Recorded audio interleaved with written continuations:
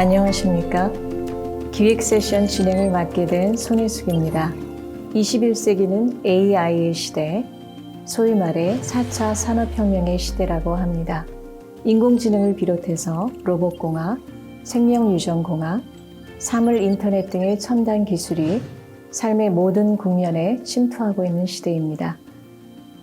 이 디지털 혁명의 시대는 기술 자본주의의 형태로 세계를 재편하고 동시에 전 지구적인 환경 문제나 코로나 사태와 같은 복합적 위기를 일으키면서 진행되고 있습니다.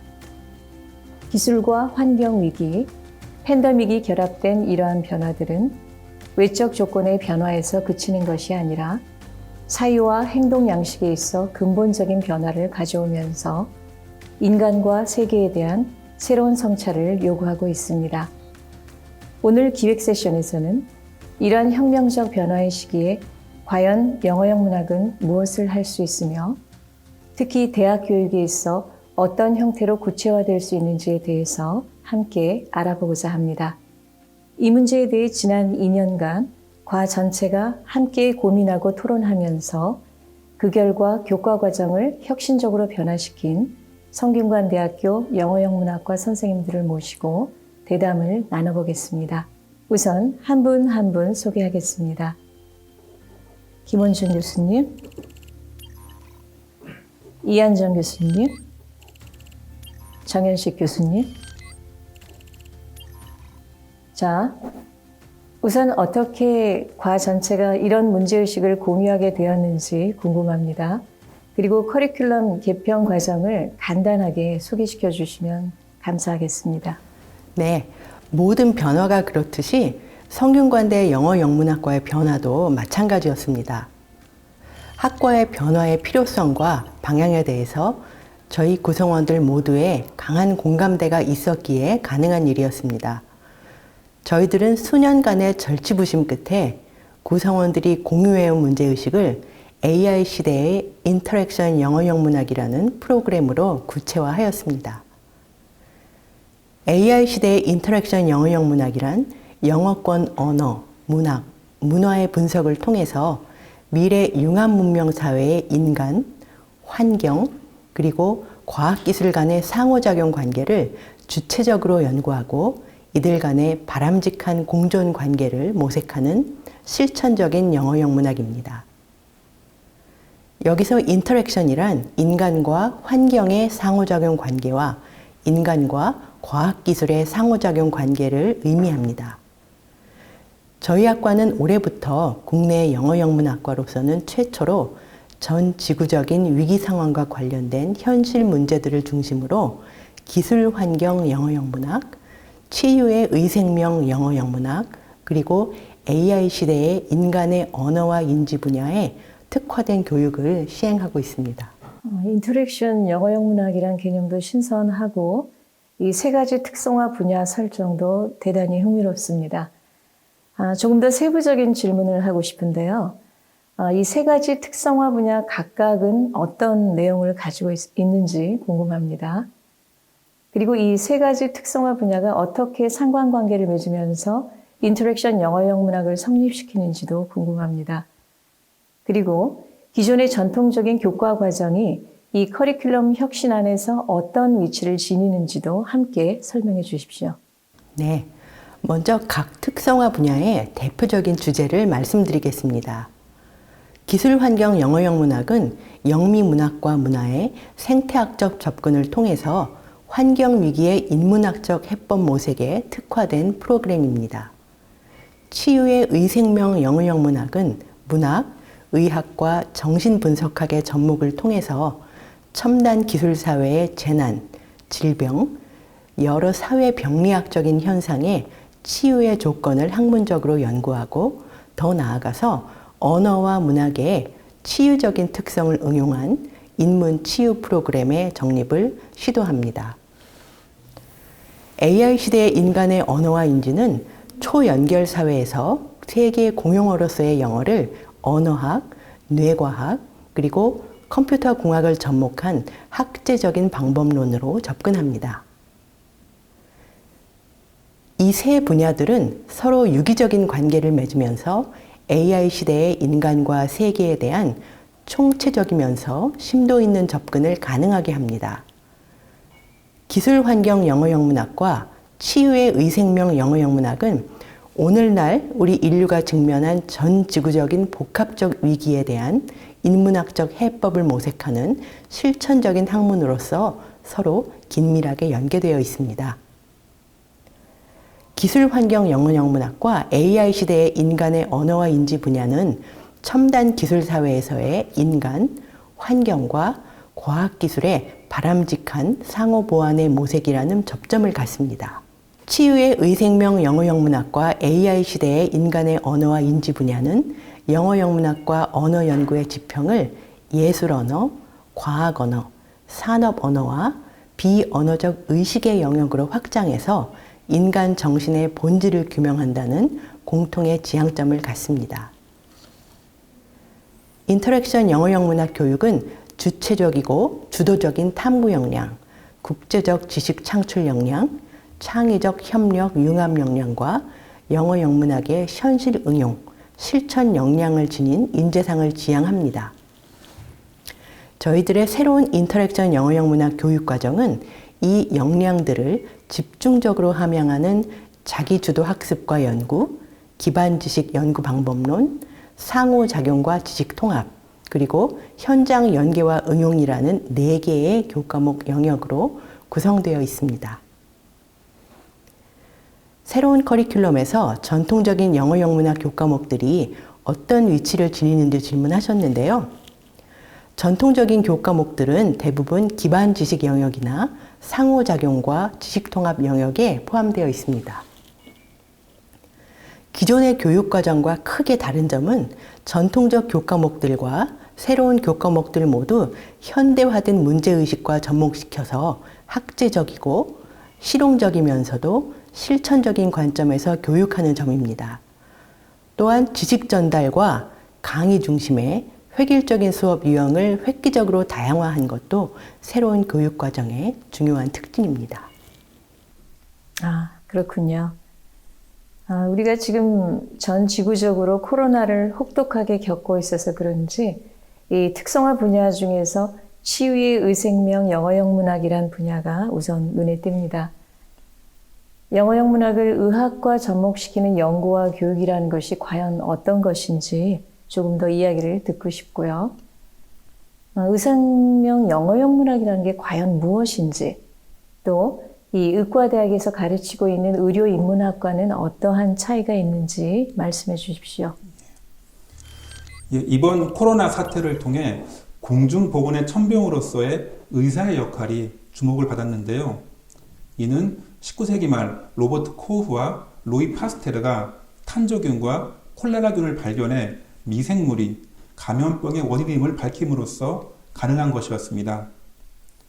세균이론과 함께 이제 의사들은 환경을 개선함으로써 감염의 가능성을 줄이는 방어적 태도를 버리고 환자를 감금하고 치료함으로써 질병을 퇴치하는 공격적 태도를 미덕으로 여기게 됩니다. 의사들에게 환자뿐만 아니라 환자로 의심되는 사람들의 행동을 제약할 수 있는 법적 권리가 부여된 것이지요.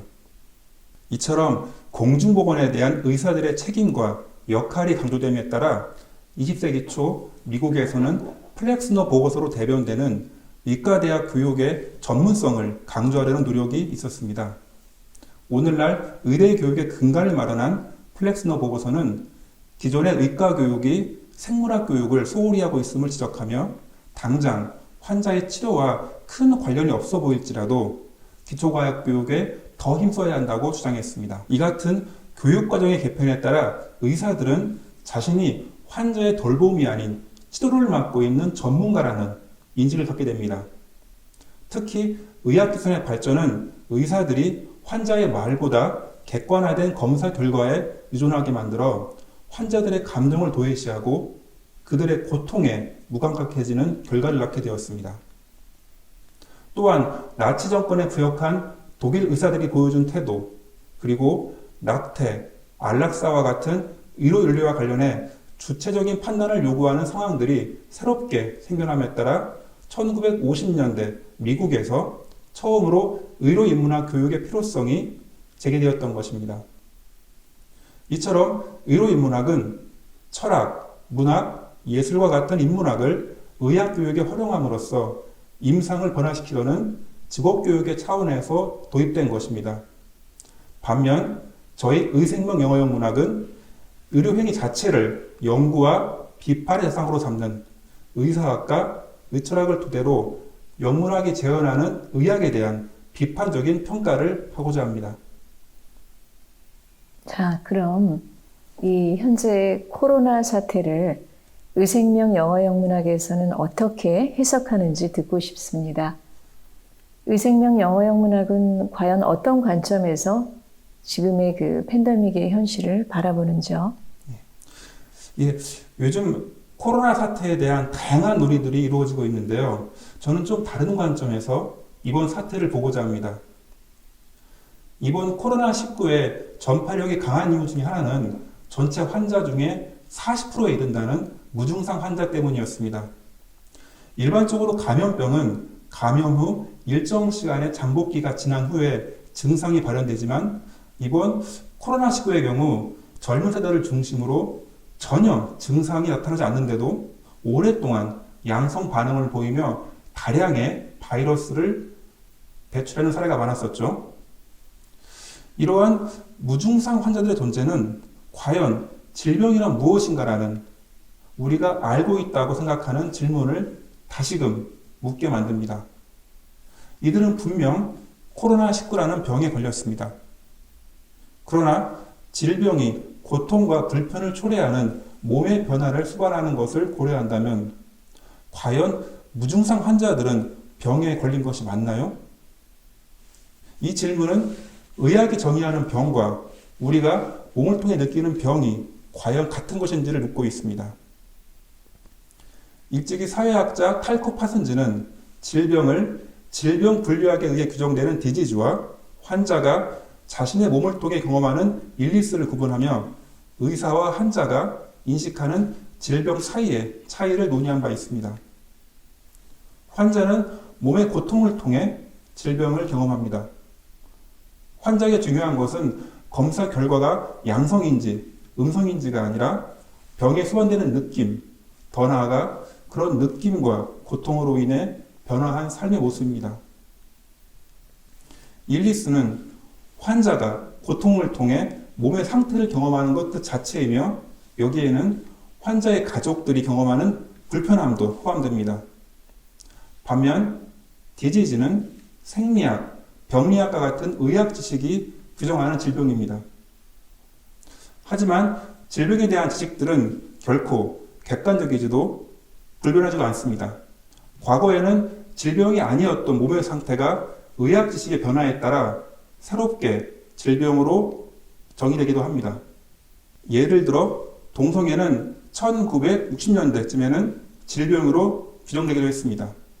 투명한 과학 지식의 학으로 여겨졌던 의학 담론은 일정 부분 성, 인종, 계급 이데올로기의 산물이었습니다.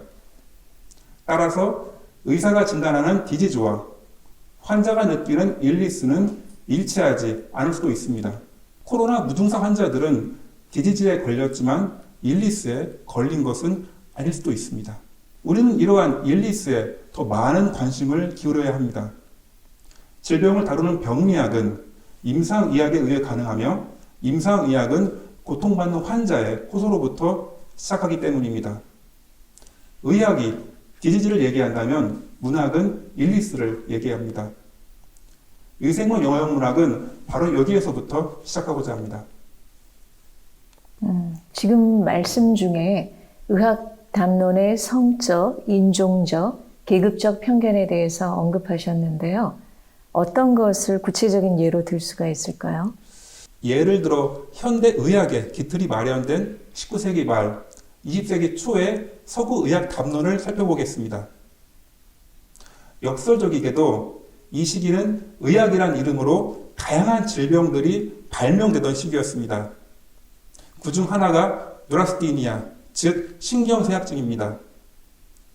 1869년 미국의 신경과 의사였던 조지 비어드에 의해 발명된 신경쇠약증은 근대화와 과학기술의 발달로 인해 생산과 삶의 속도가 빨라지고 이로 인해 개인이 지니고 있던 한정된 양의 너브 포스, 굳이 번역하자면 신경력이 급속히 고갈됨에 따라 나타나는 정신질환을 의미합니다.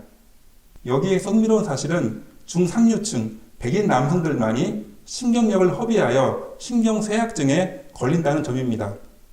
달리 말하면 이들만이 지적인 일을 할 수 있는 신경력을 갖고 있기에 이 병에 걸릴 수 있는 자격을 갖추고 있다는 것입니다.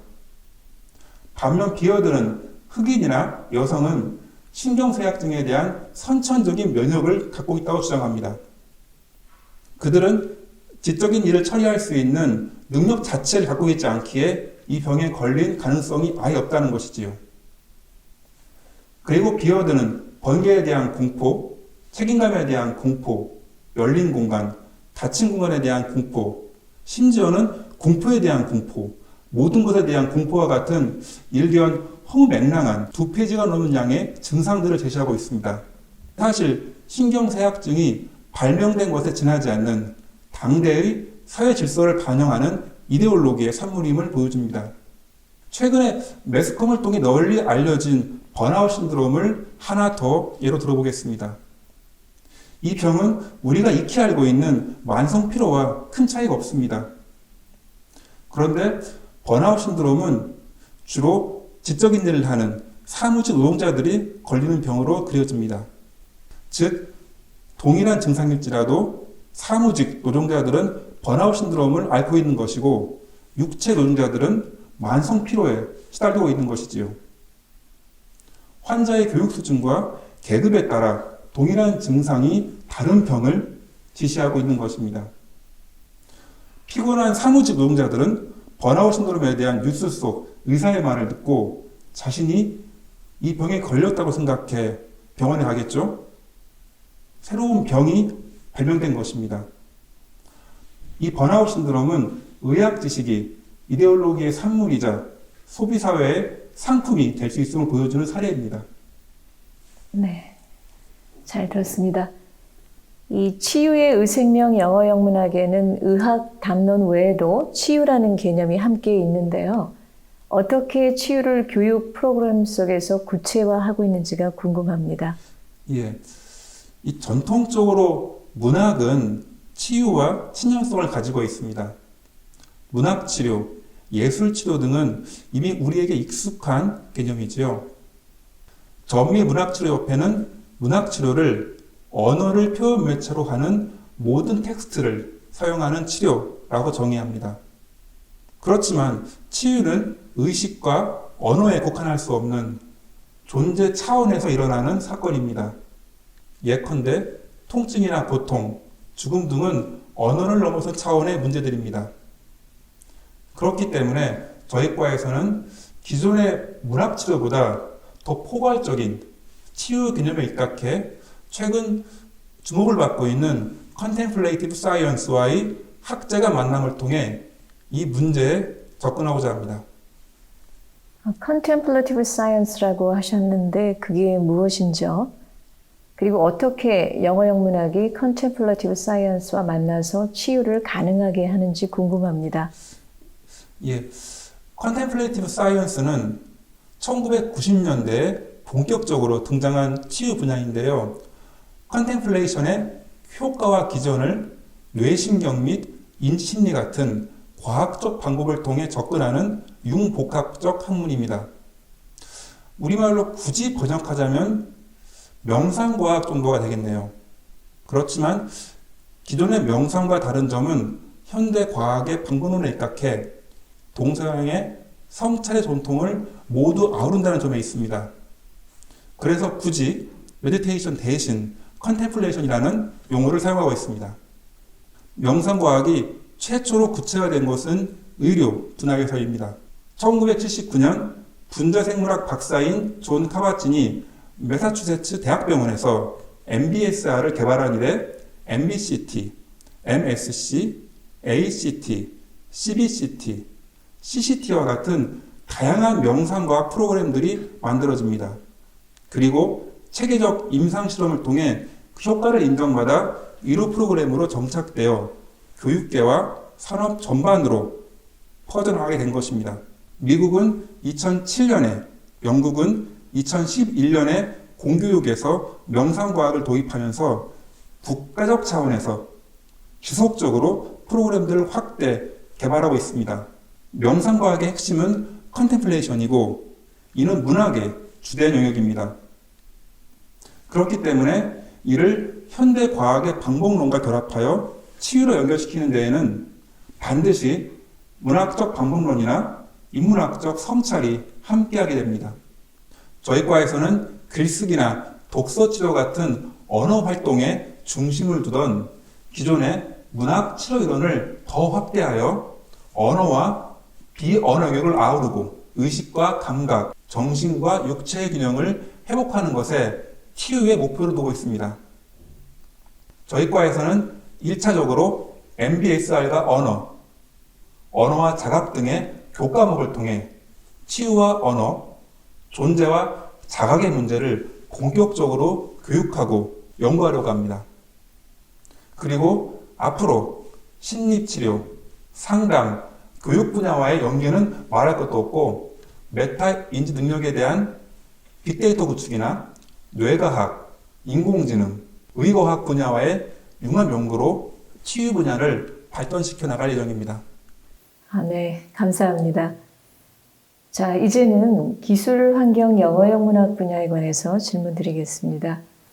우선 영어형 문학과에서 환경 분야를 특성화시키기로 결정한 이유는 무엇인지 궁금하네요. 네, 지금 우리가 겪고 있는 전대미문의 팬데믹의 원인은 아직 구체적으로 밝혀지지는 않았지만 무분별한 생태계 파괴와 기후변화 때문이라는 것이 학자들의 중론입니다. 미세먼지와 황사, 지구온난화와 같은 환경오염을 얘기할 단계를 넘어 이제는 인간이라는 종의 멸종을 걱정해야 될 처지에 이르르고 만 거죠. 코로나 바이러스도 인간의 욕망을 채우기 위한 무차별적인 숲의 파괴와 개발로 인해 원래의 서식지를 잃고 인간의 영역으로 내려온 기후난민이라고 할 수 있습니다.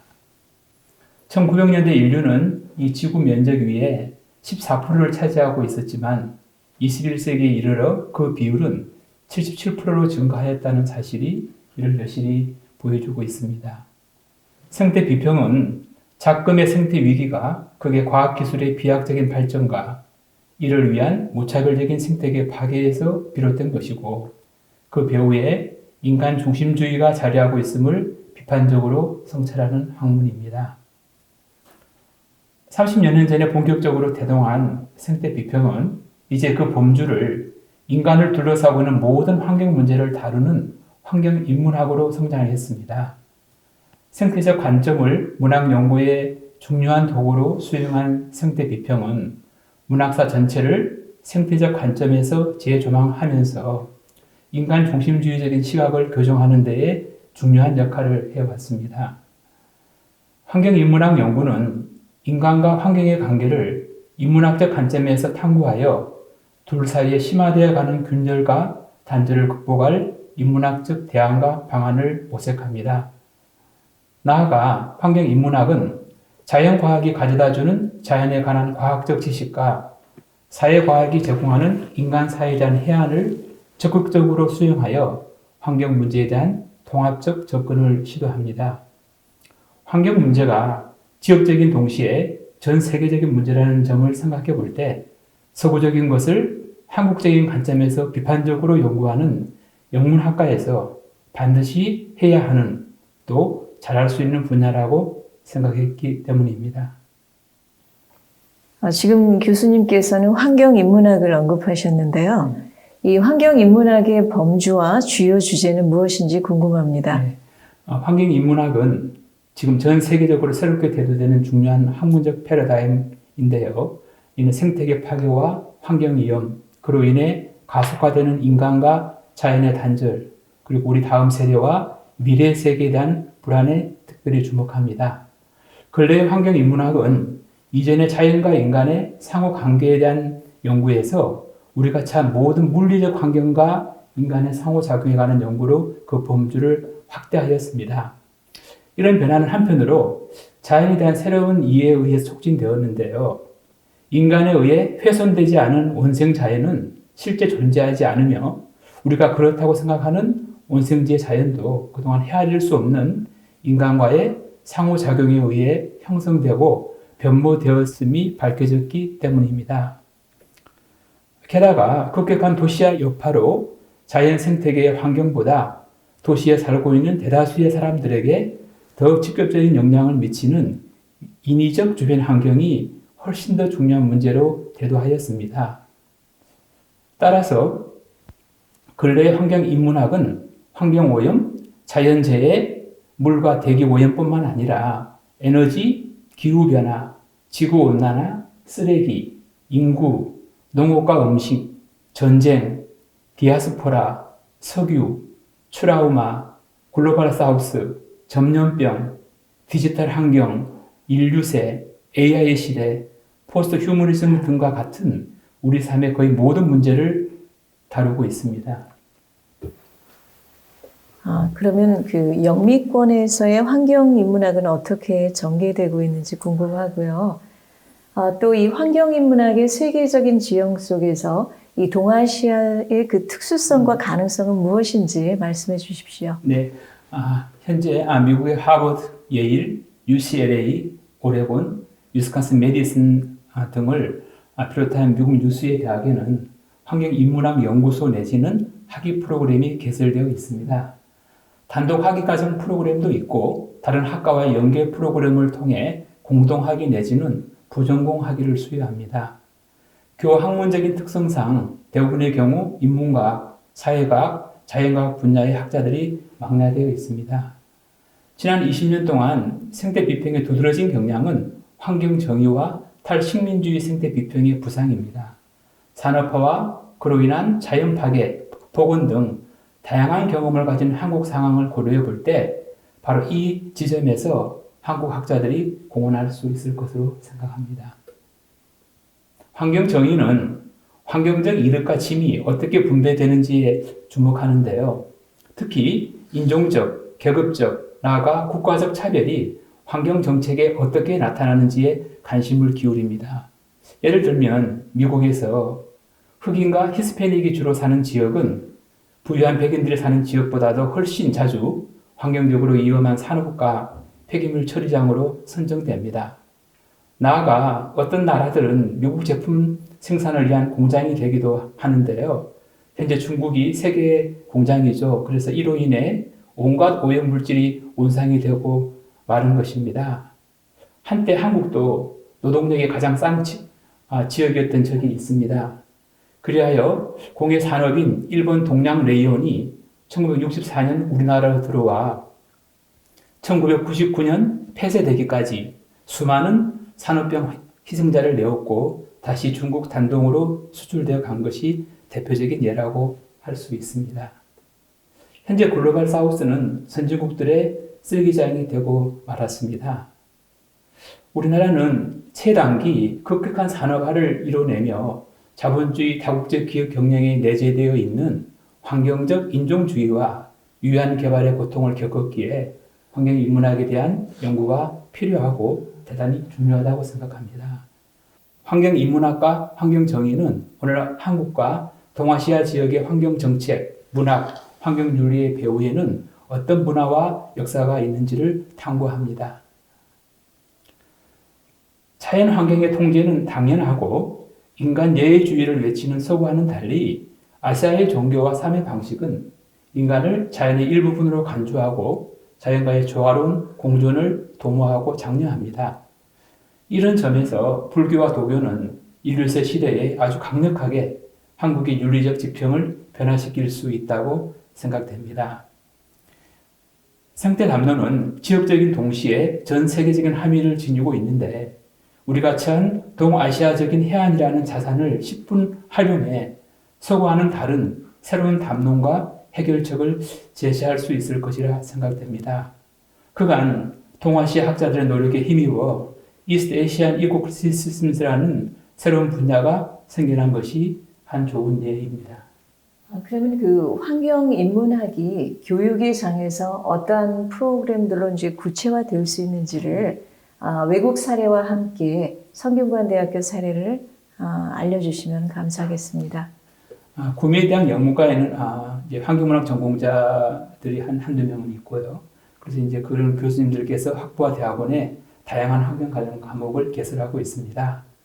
환경 문제의 교학문적인 특성상 이들은 환경을 다루는 여러 다양한 학과의 조인트 프로페서로서 일하면서 상호 협력하고 있습니다. 최근 한 10년 사이에 환경인문학의 주요 주제로 떠오른 푸드 스타디스 프로그램을 예를 들면은요. 현재 스탠포드, UCLA, 오레곤 대학 등 10여 개 대학에서 학석사 프로그램이나 부전공 혹은 연계 전공을 개설하고 있습니다. 일례로 오레곤 대학의 푸드 스타디스 프로그램에는 영문학, 인류학, 지리학, 법학, 조경학, 환경학, 심리학, 건축학, 역사학, 철학, 생물학, 저널리즘, 예술, 농학 교수들이 참여하고 있습니다. 저희 성균관대학교 영문과에는 생태시와 생태 비평을 전공한 교수가 있어서 지난 20년 동안 생태문학에 의해 생태문화에 의해 동서양의 생태문학 등의 과목을 가르쳐 왔는데요. 학생들은 전반적으로 새로운 학문에 대한 호기심을 보이고 영문과에서 이런 것도 배울 수 있다는 것을 상당히 좋아합니다. 이제 저희는 환경인문학의 심화를 위해서 향후 대학원에서 화면에 나오는 다음 과목들을 개설할 예정입니다. 특성화 분야 중에서 AI 시대 인간의 언어와 인지 분야에 대해서 질문드리고 싶습니다. 영화 교수님들이 이 분야를 특화시킨다고 하셨는데요. 영화 교육에서 특별히 언어와 인지를 강조하는 이유가 무엇인지 궁금합니다. 또 이 다른 대학의 영어학이나 디지털 인문학 그리고 전문 영어 교육 프로그램과 과연 어떤 차이점이 있는지도 궁금합니다. 네. 영어학 교육에서 인간의 언어와 인지를 강조하는 이유는 인간의 언어 인지가 AI 시대에 기계가 대체할 수 없는 우리 인간 정신과 의식의 본질을 규명하는 중요한 통로라고 생각하기 때문입니다. AI 시대의 인간의 언어와 인지 교육의 목표는 기계의 알고리즘적인 언어와 구분되는 인간의 언어 인지 연구에 특화된 전문가를 양성하는 것입니다. 좀 더 구체적으로 말씀드리면 공학이 이루어낸 기술을 적극적으로 활용해서 인간의 언어와 언어학습 기제에 관한 연구를 수행합니다. 이러한 공학적 연구에서 더 나아가서 인간의 뇌가 언어를 실시간 처리하는 과정에 대한 뇌신경과학적 연구를 수행합니다. 그런 연구를 통해서 인간의 언어인지에 대해서 총체적이고 심도 있는 탐구를 시도합니다. 이런 연구를 통해서 얻은 지식을 영어 교육, 언어공학, 산업과 인간과 컴퓨터의 상호작용 등 다양한 분야에 적용해서 AI 기술의 올바른 활용 가능성을 탐색하는 특성화 프로그램입니다. 현재 언어와 관련된 AI 기술을 개발하는 산업계에서는 언어를 기능적이고 또 결과 중심적인 관점에서 접근합니다. 글쓰기의 결과물만 놓고 보면 인간의 글쓰기와 거의 구분할 수 없는 AI 기반 텍스트 자동 완성 프로그램들이 이미 많이 개발되어 나와 있습니다. 여기 보시는 GPT-2와 그 후속 모델인 GPT-3는 그 대표적인 예들입니다. AI가 시를 쓰고 영화 각본을 쓰기도 합니다. 그렇다고 해서 AI가 쓴 시가 진짜 시가 될 수 있을까요? 그럴 수는 없는 것이죠. AI는 프로그래밍 된 대로 수행할 뿐이지 삶이 없고 세계에 대한 해석 능력이 없기 때문입니다. 2004년에 개봉된 영화 I, 로봇의 한 장면인데요. 주인공인 델 스푸너 형사가 수사를 돕는 로봇에게 말합니다. 너는 기계에 불과하니까 멋진 교향곡을 만들거나 예술 걸작품을 만들지 못하지 않느냐고 합니다. 그랬더니 로봇이 그럼 당신은 그럴 능력이 있느냐고 묻는 재밌는 장면인데요. 델 스푸너와 로봇 둘 다 그런 고차원적인 능력은 없습니다. 그렇지만 삶이 있는 인간의 지능과 언어가 삶이 없는 로봇의 지능 언어와 같다고 볼 수 없는 것이죠. AI 시대의 인간의 언어인지 교육은 언어인지 연구를 문화인류학, 철학, 인지과학, 뇌과학, 그리고 AI 연구와 접목해서 총체적으로 접근합니다. 이를 통해서 인간과 기계의 대립적이고 경쟁적인 관계를 극복해서 삶의 주체로서 또 해석의 주체로서 인간의 위치를 복원시키고 예술, 창작, 교육, 산업 등의 영역에서 양자가 맺어야 할 바람직한 미래의 공존 관계를 모색하고자 합니다.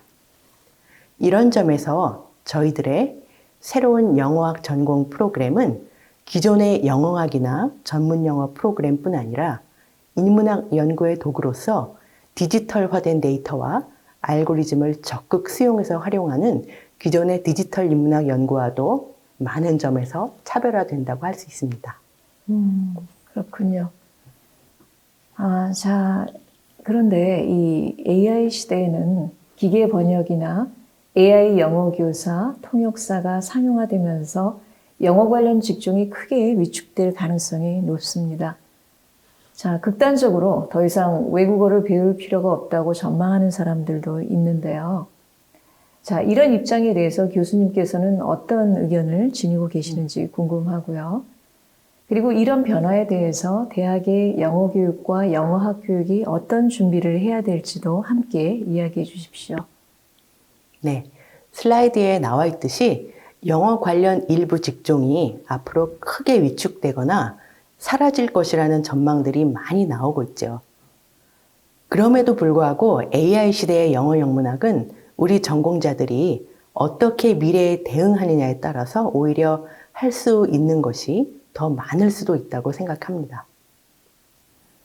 AI 시대는 AI에 의존하는 인간형과 AI가 의존하는 인간형의 양분화가 다방면에서 일어나는 시대가 될 것입니다. AI 의존형 인간은 AI가 지시하는 바를 기계적으로 수행합니다. 반면에 AI 활용형 인간은 AI를 활용해서 새로운 문제를 발견하고 해결하고 AI의 오류를 수정하는 인간형입니다.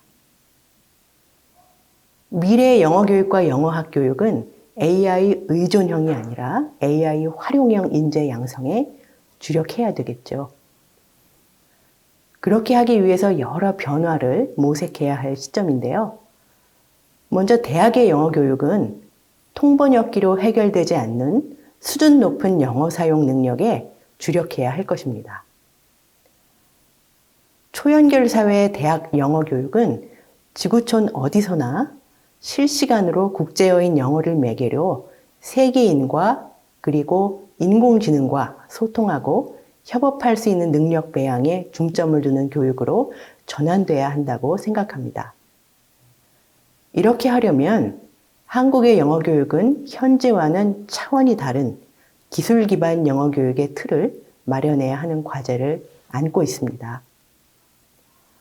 기술 기반 영어 교육이라는 것은 기계에만 의존하는 교육이 아니고 인간과 AI의 장단점을 서로 상호 보완하는 그런 형태가 되어야 되겠죠.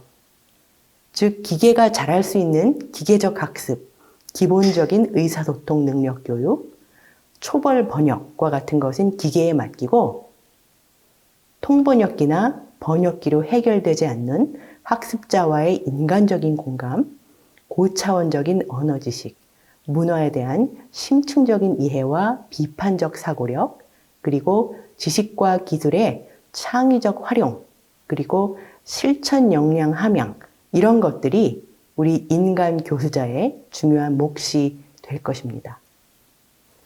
마지막으로 교수님들 모두에게 질문 드리고 싶습니다. 4차 산업혁명 시대 한국의 영어 영문학은 어떤 연구와 교육을 지향해야 하며 또 어떤 역량을 함양해야 할까요? 그리고 현재 한국 영어 영문학은 구체적으로 어떤 변화들을 모색하고 실천해 나갈 수 있을까요? 저희가 오늘 얘기한 내용을 들으시고 4차 산업혁명 시대의 한국의 영어 영문학이 처해 있는 위기를 느끼신 분도 있을 것입니다. 영문학과에서 영문학을 가르치지 않고 엉뚱한 것들을 가르쳐야 한다고 생각하실 수도 있고요. 저희는 기본적으로 영문학을 연구하고 가르치는 학자이자 교육자입니다. 그리고 영문학을 통해 AI, 의학, 환경 문제에 대해 더 잘 알고자 합니다. 그러나 학생들까지 그런 공부의 순서를 따를 필요는 없다고 생각합니다. 학생들은 AI, 의학, 환경 문제에 대한 관심을 통해 자연스레 영문학, 더 나아가 인문학 공부의 필요성을 느끼게 될 것입니다. 영어 영문학과에는 다양한 전공 분야가 있고 또 각 분야가 고유한 가치를 지니고 있기 때문에 일괄적으로 한국의 모든 영문학과가 오늘 저희가 말씀드린 것을 따라야 한다는 말씀을 드리는 것은 아닙니다. 오늘 저희가 말씀드린 것을 왜 영문과에서 가르쳐야 하냐고 의아해하실 수도 있을 것 같습니다. 그러나 급변하는 생태계의 위기와 인간 생존의 위기 속에서 인간과 자연의 지속 가능한 공존을 탐구하는 환경인문학의 중요성은 아무리 강조해도 지나치지 않다고 생각합니다.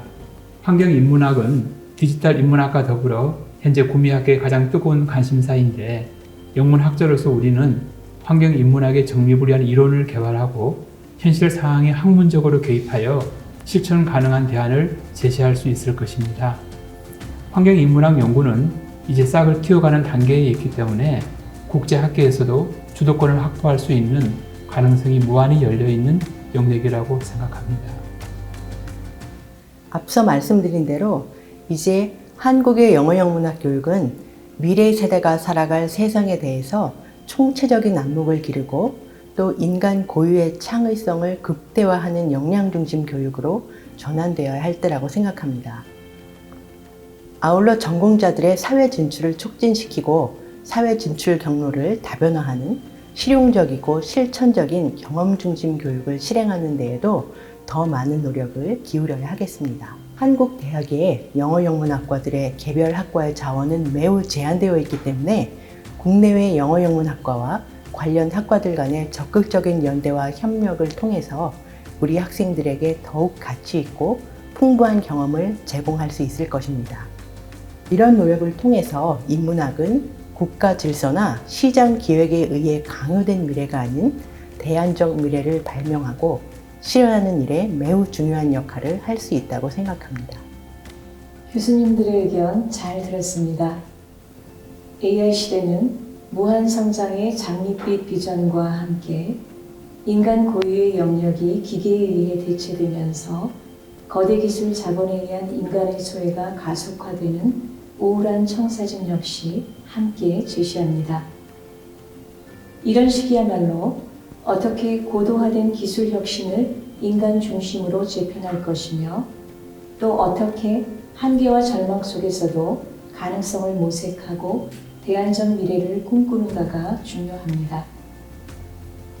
영어영문학은 그리고 인문학은 인공지능학이나 진화생물학, 뇌과학 같은 AI 시대의 실증적 지배 담론들이 제공하지 못하는 인간에 대한 근원적인 성찰을 제공합니다. 그리고 시장의 요구에 순응하는 기능적 이론들 속에서 망각된 인간의 자리를 복원시키면서 인간과 세계를 깊이 있고 포괄적으로 이해하게 도와줍니다. 이것이야말로 우리에게 필요한 가능성의 모색 그리고 대안적 미래를 꿈꾸는 힘입니다. 그리고 이것이야말로 우리가 오늘날 영어영문학을 연구하고 교육하는 이유이기도 합니다. 오늘 AI 시대 영어영문학의 문제들을 교육의 장에서 구체적으로 고민하고 실천해 오신 성균관대학교 영어영문학과 교수님들을 모시고 말씀을 나눴습니다. 장시간 대담에 응해주신 세 분 선생님들께 진심으로 감사드립니다. 그리고 함께 참여해 주시고 문제의식을 공유해 주신 청중 여러분에게도 감사드립니다.